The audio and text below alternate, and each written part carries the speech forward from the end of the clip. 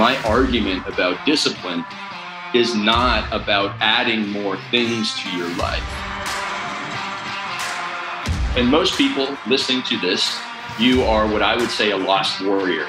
You are the type of person willing to work for 12 hours a day. You've done 12 hours a day. You can probably do more 12 hours a day. But you're like the person who's in California and wants to get to New York and you go west. This is the Coaches Council, made up of 6 elite coaches dedicated to serving and ending personal struggle for high performers in business, health, and relationships. As a collective, we have built and helped build 6, 7, and 8-figure businesses, dominate in multiple industries, coached and played in professional sports leagues, and developed some of the strongest and most intimate relationships, both professional and personal. This isn't your average podcast. It's for the hungry, the dedicated, the doers, for those that have a dream and truly want that dream to become reality. People who want to take action, leave their ego at the door, and own every level of their life. If that's you, then step into the Coaches Council as we rewrite the truths to living that high performance life.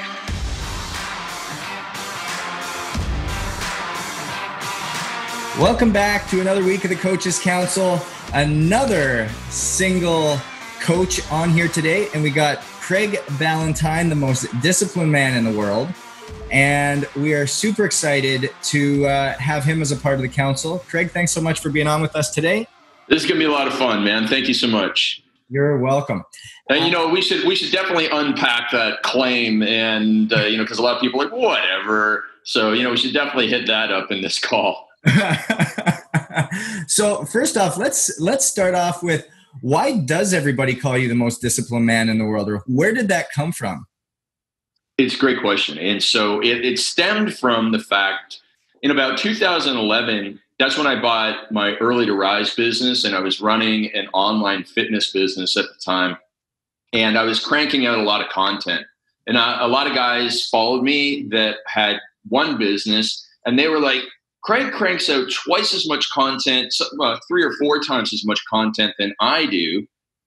And he's the most productive guy that I know, which then stemmed into, well, if he's productive, he must be disciplined. And then a couple of guys took it. A guy named Ed O'Keefe started calling me that, Vince Del Monte, Bedros Keuilian. And then, once the whole little moniker kind of hit, I kind of ran with the shtick too. Now, I like to say, I made a really good video that we put on my Instagram TV the other day. We got a lot of views on it because I make the whole thing about discipline is I have a very different approach to it. And so I had this funny voice and I was like, hey man, you want to be hardcore, you want to be disciplined. And I pretended I was a Navy SEAL. And I said, the title of the video, it was key little lesson here. The title of the video often determines how many people will watch it. And the title of the video was What Navy SEALs Don't Know About Discipline. And everybody when they think about discipline, if they were to think of the most disciplined man in the world, if it wasn't, everybody listening, if it wasn't your father, and if it was somebody, quote unquote famous, you'd probably say David Goggins. You'd probably say Jocko Willink. You probably, those guys, I'm pretty sure they were both Navy SEALs, or at least Goggins was. And so what most people think of is a hardcore person, that they're adding all of these rituals and routines to their life and cold baths and all this stuff.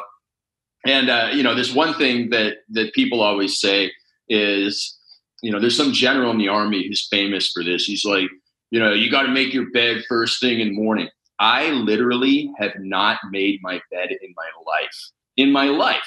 And so when people say these things like, you got to make your bed first thing in the morning, you've got to get up, join the 5 a.m. club. Those things, and this takes me back to university when I was in this course called critical thinking. And they have this phrase of, when you're making an argument about something. So joining the 5 a.m. club or, making your bed first thing in the morning, because that gives you a small little victory that then you snowball in other stuff. That's ridiculous. And so, when they make those claims are neither necessary nor sufficient for success. Okay, you can break it down. If you get up at 5 a.m., is that necessary for success? No. Is it sufficient for success? If you only got up at 5 a.m., would that guarantee success? No. So you don't have to join the 5 a.m. club. You don't have to do ice baths. You don't have to be a hardcore Navy SEAL. You don't even have to make your bed. Now, maybe I would be 100 millionaire. I don't even know what that phrase means, or what the exact word of that is. Maybe I'd be a billionaire if I made my bed every morning, but I highly doubt it. And so, Justin, my argument about discipline is not about adding more things to your life, because I am actually a very unmotivated, very lazy person by nature. If I had my choice, I would be watching every college football game, every hockey game. I'd be sitting on the couch all day. I'd be watching Seinfeld for like the 7th time through. I'd be doing all those things because that's like what human nature is. So I decided I didn't want to be like that because as much as I wanted to be lazy, I wanted to be a person of impact and influence and, on stuff like this with you and knowing people like you. And I realized, okay, I don't want to be hardcore, but I'll just take away all the things that would slow me down in life. I removed the e-brakes from my life. I started removing things. And so my whole phrase to sum all this up, Justin, is that I am all about discipline through subtraction. You don't want to drink anymore? Remove yourself from drinking environments and get all the alcohol out of your house. It will make a massive change, right? And if you don't want to play around on your phone first thing in the morning, have an alarm that's not on your phone. Put your phone in another room. Have a landline for emergencies. You don't need to play around on your phone first thing in the morning. You can make such simple changes. And the next thing you know, you're like, oh, I forgot. I haven't even checked my phone. I've been up for an hour and I've been doing stuff. So discipline through subtraction. And that's how I became the world's most disciplined man, by cheating. It's a cheat code to become disciplined. It's so funny because I guarantee you, as people are listening to this, it becomes something that is super relatable. People are, again, introverted. People are lazy. People are wanting to do the least amount of work for the maximum amount of results. And is that really what your business has started to really encapsulate and really pick up on? Or who is your target client that really begins to see the massive changes when working with you? Well, yeah, I wouldn't say that it's about, like the wording that you said. It is kind of about that, but it's not about people who are, lazy, trying to get the lazy way of things. But it's scientific shortcuts for success. And so if you go back to when I was the guy who wrote for Men's Health magazine for the 15 plus years that I did, when I sold Turbulence Training to hundreds of thousands of people, my whole shtick there, and I love that word shtick, my whole shtick there was I was helping people through scientifically proven training programs that you don't have to go to the gym. I remember getting emails from men and women. I'm going to the gym 9 hours a week, 6 days a week, an hour and a half. I'm like, that's ridiculous. Research shows that if you work harder in shorter amounts of time, and everybody knows this today, that you will get fitter faster. And so Turbulence Training was something I started in 2001. I made this whole thing. My whole shtick back then was never do cardio again. You don't have to go to the gym again. Just 30 to 45 minutes with dumbbells and body weight in your basement. You're good to go. And sure enough, I had thousands and thousands of success stories. So the scientific shortcuts to success, scientifically proven shortcuts to success, not unlike a lot of what Tim Ferriss would teach. Then I started helping entrepreneurs become productive.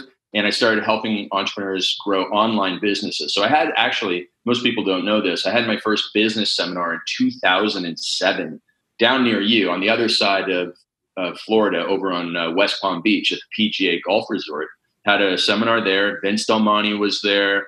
Alan Cosgrove was there. There were 53 people in the room, big high names in the fitness industry who wanted to know how the heck did Craig go from just a guy who writes for Men's Health magazine to having this online fitness program that was pretty much everywhere. So I taught him everything I knew. And since then, I've been coaching entrepreneurs. But a lot of it back then was the productivity, which was, again, scientifically proven shortcuts for success.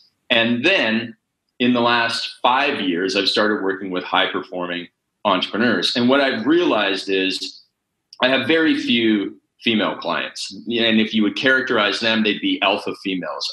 I would say of the 5 really successful female clients that I have, 3 of them make over $10 million a year, and they are definitely alpha females. So most of my clients are what I call ambitious family men who want to make more money and have more time for their family, but build an empire and legacy wealth. They don't just want to be making a couple $100,000 per year. They want to be making over 7 figures take home, and they want to leave something special, including real estate investments and all of these things for their kids. Those are the people that I work with. And so they look at what I've done for this guy, Joel Marion, who's very close to you, just about an hour north up in Bel Air Beach, Florida. What I've been able to help him with, I haven't done the marketing for him, but I've made more time in his life for him to do the marketing that he does to build BioTrust over $100 million a year.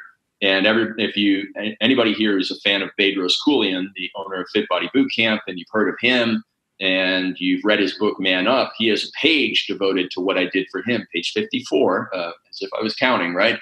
And so you can go and find out what I did for those guys. And so all these other entrepreneurs who have grown like $1 million or $3 or $4 million business. I'm thinking particularly of a guy I was just coaching this morning on some negotiation stuff. He's an entrepreneur in France doing 4 million euros a year. And he wants to get to over 10 million euros. That's the guy that I work with. And we just go to the science, whether it's, Chris Voss's Science of Negotiation, or we go to the science of morning routines, or we go to the science of Facebook advertising, and we just find better ways of doing stuff. And most people listening to this, you are what I would say a lost warrior. You are the type of person willing to work for 12 hours a day. You've done 12 hours a day. You can probably do more 12 hours a day. But you're like the person who's in California and wants to get to New York and you go west. Well, I don't care how hard you swim and how hard you run or however hard you move west from California, the lazy person, smart person going east from California to New York will almost always beat you. And what if we took that hard work that you were accustomed to, and then we actually got you going in the right direction?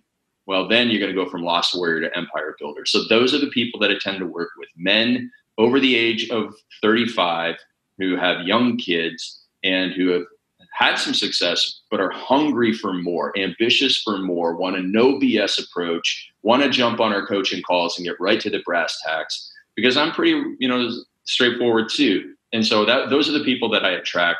And I get a kick out of helping women who are like that too. I really enjoy it. And those are the people that I want to help. Of course, I help people at all levels, and we have different programs for them. But when it comes to getting really dialed in, I want to do that for so many people and have a big impact that way. How has everything that you just mentioned, everything that you've done for other people, everything that you've helped grow for other people, how has that ultimately helped you achieve your goals? And from whom have you been coached by? Who teaches Craig Ballantyne? I get a lot of coaching. So I usually have 3 or 4 coaches a year. Last year, I had a speaking coach, an older gentleman named Joel Weldon. He must be 80 and still just going at it. I mean, he's been speaking on stages since the 60s. And, he's really great about telling a story. He's funny. He'll really, really rip on you if you're not wearing a tie when you're on stage. So he's old school, right? But he's great. He's great. And he can still influence younger folks. And so, he was my speaking coach. I'd send him the presentation after I'd done it. He'd break it down ruthlessly and improve me. And then I've always had Bedros Keuilian as a paid coach. So not only is he one of my best friends, he's my business partner in some things. He's a coaching client of mine. I pay him because people who pay attention. I am currently in a mastermind with Joel Marion and Dan Fleischman, and there's a lot of mentors in there. I was a coaching client of a guy named Taki Moore from Australia last year. Really great guy. I've hired Xander Fryer, one of my coaching clients. I've hired him for sales training because I wasn't very good at sales. I actually had a relationship coach this year, a woman named Whitney Miller, but she's Whitney Love on Instagram. And so she was Aubrey Marcus's relationship partner for several years. And so I hired her for a couple of coaching calls. So I'm always, I'm smart enough to know where I suck, and I go to people and get the coaching. So those are just a few, and I could go on and on and on. Now, back to the first part of your question, which is, what has this done for me? Well, one of my other mentors, a guy named Joe Polish, I was in his mastermind for a couple of years. He is the most connected citizen that I know. I know a couple of other people who are more connected, but they have more official roles. Now, as an entrepreneur, Joe is well, actually Dan Fleischman's super connected too, but Joe is really connected. And I just realized, like, Joe, he does the same sort of thing as me. He has, most of the people that are in Joe's mastermind make, north of 10 million, probably 50, $100 million a year. But, Joe doesn't make that much, but he knows everybody and connects these people. And so I get a huge rush when I'm able to connect somebody. Like right now, I have a client who was a former client who is currently in the Norwegian police department. And I have another client who lives in Norway and sells on Amazon. And the Amazon seller in Norway has N95 masks, and he wants to get them, sold throughout Norway. He has all of the certifications, everything. And I connected him to the cop, and the cop is going to get him big deals. Like nobody listening to this call could probably say they'd be able to do that. And it's a huge rush to me. So, I don't make any money on it aside from the coaching fees that I get from these guys, but I love that. I love it every single day to send the right person to the right resource that gives them an exponential shortcut in life. And I've connected people in Colombia on deals. I've connected people in multiple countries and many industries for the weirdest things. And because I've been successful as a coach and helped a lot of successful people, I therefore get to know a lot of the successful people. And now I have this network, this massive network that I'm just able to plug other people into and sometimes get them insanely fast results, because who you know can often be more important than what you know. We'd be remiss if we didn't take this time to thank our sponsors that allow us to reach you each and every week. The Coaches Council is powered by Canai Brands, a lab-tested, all-natural, pure hemp CBD company without the presence of THC. They encompass our passion for health, wellness, and fitness that we have on the Coaches Council. Visit canaibrands.com and at checkout, use the promo code COACHES20 to enhance your wellness journey. No, you're exactly right, Craig. And as you say that really was a reason why why I wanted you a part of this whole movement that I was doing with the Coaches Council. Was you bring this, the values in which you operate, the type of person that you are, the core mission that you are on. It doesn't have to just do with money, but we all know that financial wealth is the gateway and a vehicle to do great things in this world. And by surrounding ourselves with like-minded coaches, the other 6 people on this panel, it really allowed us to get some great conversation and bring immense value to people who are tuning in on the other side of this. Yeah, now, and well, I mean, even, sorry to interrupt, but I mean, even you and I, how the heck did you and I get to know each other? Well, we both knew a strength coach, and you just asked. It was actually you getting the connection. You knew somebody who had been working with me for years, and she introduced us. We met at, I think, after one of my events that I was holding down in San Diego, and here we are today. So I love these things when you get introduced to the right person. And who knows where it's going to lead. And that's the cool thing. You're exactly right. And down that same path, we all know that people buy into or purchase from or do business with or relate to people they know, like, and trust. So what 5 things make up Craig Ballantyne? Okay, so definitely the network network thing that we just talked about there. Then Bedros has always said I'm the most reliable person that he knows. And so, you know what? Maybe it's not discipline. Maybe it's not even productivity. I'm just reliable. I am the most reliable person. You say, Craig, go do this. It's done. Consider it done. And so that is another thing that will definitely set me apart from most people. I am also very visionary. So I've done the Strength Finders test. Strength Finders, Clifton Strength Finders, whatever it's named as. There's a good book called Now Discover Your Strengths that came out in 2001. I can't remember the name of the authors. One of them is Clifton, but the other, I can't remember the other guy. He's written some other books. And in it has this Strength Finders test. There's 34 characteristics. Visionary, strategic are 2 of my top ones. So let's say visionary, strategic is a 3rd component of it. I'm a little bit selfish. Actually, I'm a lot selfish. I'm very... in a way that serves me well. I am selfish with my time. I am selfish with my time, much like Oprah needs to be selfish with her time. And by being selfish with my time, I am able to serve others better. If I was not selfish with my time and I took on every podcast that I would be interviewed for, I would not have the impact, as contradictory as that sounds, I would not have the impact that I have right now. If I was doing all these podcasts for small audiences, I wouldn't have the time to think of the big ideas, make the big videos, and write the books that have generated a bigger audience. And so I need my alone time. I need to eat lunch by myself. Even, my girlfriend doesn't like it, but I'm eating breakfast and lunch by myself so that I can have that alone time that my brain needs in order to be successful. So I'm a selfish person, and I'll say no to things. I will, my mom gets really mad at me because every time I go home, she wants me to go and visit my friends from grade school, and because she's friends with their parents. And I'm like, I'm sorry, this just does not fit into my life. And, because you can only do so much with your time. And this is the way that I'm selfishly choosing to live my life. And so, Mom, I'm sorry, I'm just not going to go over to Brian's house. Just not going to do it.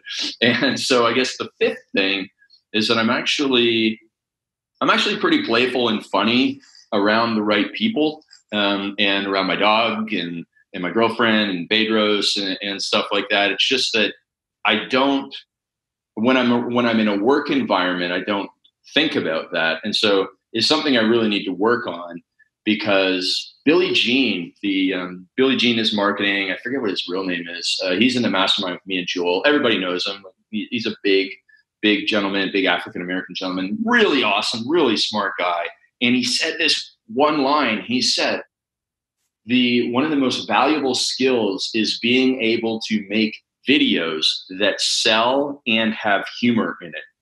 And everybody listening, just think of, you've been on YouTube and you've seen, I'm getting hammered with the manscaping videos. I don't know why, because I'm good at that. And, I'm hammered with the manscaping, and everybody remembers Dollar Shave and the Old Spice commercials and stuff like that. And so if you are able to generate humor and laughs in a sales video, Billy Jean says that's one of the most valuable skills in today's world of paid advertising. And I'm like, that is good. And that is probably true, because I think it's just his opinion. And so I'm like, I need to think of that. And so if we loop back all the way to the top where we talked about that video that I made, it's funny to see me act like a Navy SEAL. I talk in a funny voice, and I try and talk in a funny voice in almost all my 3-minute Instagram videos that I put out and my 10-minute videos, because people will watch that. If it's just you yelling in front of a whiteboard over and over and over again, people are done with that after about episode 3. And so, even on our podcast here, Justin, if we can get some more jokes, if we can get, the more banter, the more it's like hanging around the 5 guys at, hey, maybe we're hanging around 5 guys at 5 guys, or, just hanging around in the backyard or something, and there's more joking, but still nuggets and wisdom. Well, that becomes something that people are really going to tune into even more. So that's an area that I need to take from behind the curtain into in front of the curtain. And I guess if I can say a 6th thing, it would be continuous dedication to improving myself, recognizing where I'm very poor. And I use this little shtick again in my videos. I say, I used to be a broke, struggling, introverted, socially anxious, binge drinking personal trainer that didn't want to be a socially anxious, binge drinking, introverted, personal trainer. And I just don't want to be those things. So I've constantly been improving all of those things. And none of it's easy, but I've been able to improve quite a few of them. I was going to ask you to say that whole shtick that you said about 5 times fast. That's one of the... Yeah, exactly. But where do you see, and I know you said you're selfish with your time, and just the fact that we're able to get on and do these podcasts together and be a part of this group, where did you see the value in the collective 6 men that came together and the purpose that was really behind it and the mission? What really hooked you to bring you in to be able to give us that time every 2 weeks? Well, selfishly, I believe that there was a whole lot to learn. Particularly, I wasn't familiar with a couple of the gentlemen on the program before we got there, but I mean, obviously there's a lot to learn from you. And just listening to John Romanello in his wordsmithery, he's a very good wordsmith, that's for sure. And also in his difference of opinion, and particularly how he has committed himself to personal growth and the transformation that he has made in his own mindsets and beliefs. And there's a lot of things that he'll say where the kind of childish version of me wants to say whatever, but I don't say whatever. I kind of reflect on it. So simply, if there was nothing else, and there is a ton of other benefits to it, but if there was no other value than being on the podcast and just listening to John and getting the benefits from him, I mean, that alone would be worth it. But then you add in, I really enjoy Pradeep's side of things on being a parent and managing his business. And then also Brian's leadership is something that has really been helpful to me, seeing him show up. He was very candid or vulnerable or authentic, whatever buzzword people want to use for it. He was very much so that when he said he's not a positive person by nature, he's a negative person. And I am a very negative person by nature. And it served me well in some areas. When I was doing my master's degree in exercise physiology, your whole thing is to be negative and say, oh, that study wasn't effective, or the results, I don't believe those results because, you didn't have, this control group or something like that. Like, you are served very well in the research world by being cynical. But as I matured and left that world, you actually are not that helped in life or served in life by being a very cynical person. If you're a very cynical person, I think you will end up in a very negative place, like degraded over time. And so I had to switch my life around that. And so it was interesting to see how Brian admitted it and what he shared that he did to change his mindset, because he is a leader in person. I learned early, Justin, that I couldn't have done what you did, like be the strength coach in person or be the owner of the gym like Brian in person. I can sit behind a computer for 14 hours a day, and that doesn't bother me. I can sit in a hotel room for 5 days in a row, 14 hours a day on my computer, and only go to the gym in the hotel and not be bothered at all. Like, that's like heaven for me. And most people, a little bit of quarantine was great for you then. This is right up your alley. I was like, this is like, I'm actually more social in quarantine than I am normally. And so, because there's all these people out in the park across the street from me. And so when I take my dog out there, they all want to talk to me. It's horrible. And so Vancouver's been very fortunate that we haven't really had a crazy shutdown. And so anyways, I was not built to be that in-person high energy leader in a gym that you guys kind of were. And so I learned that early and then shifted over to the online stuff, and it served me well, while I, at the same time, then built up my ability to be a good speaker and all those sorts of things that I'm now able to leverage in my business. So that was my path. And I that's what I love about being on the show, is that I'm going to go away from every episode better than I entered the show.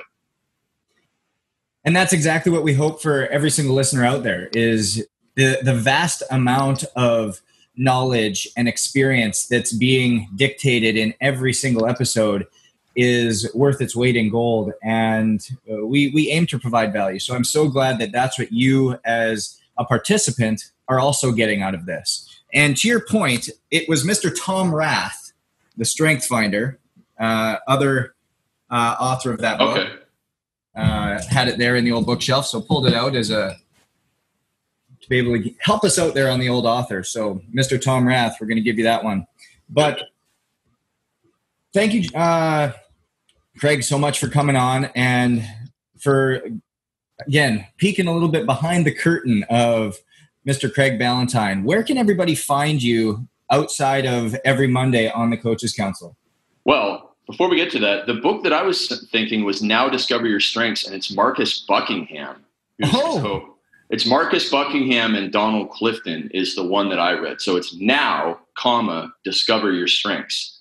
And that's Marcus Buckingham and Donald Clifton. So other than being on the show, you can find me on Instagram. I am always on Instagram, and you can find me at Real Craig Ballantyne. And other than that, that's the best place to find me. And I answer all my messages. So if anybody wants to shoot me a message, you be guaranteed a reply from me. And that is the Real Craig Ballantyne. That is the real one, yes. I love it. Well, Craig, again, we're so blessed and fortunate to have you on the show with us and a part of the Coaches Council. Again, I appreciate your time today, and we will stay safe in Vancouver, and we will see you next week. Yeah, see you soon. Stay safe, stay hungry, stay humble, and we'll see you guys all next week.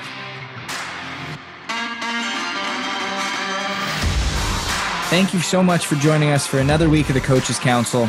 If it wasn't for you viewers and listeners, we wouldn't have a platform. So again, it's all about you guys, and we want to give you a reward just for listening. We want to give you access to each one of our coaches for a little bit deeper, intimate experience. So if you go to coaches-council.com, coaches-council.com, subscribe and like to whatever platform you're viewing on, you're going to be entered to have that one-on-one experience. So be sure to go coaches-council.com and really interact with us, because we would love to interact with you. Until then, stay safe, stay hungry, stay humble, and thanks for listening.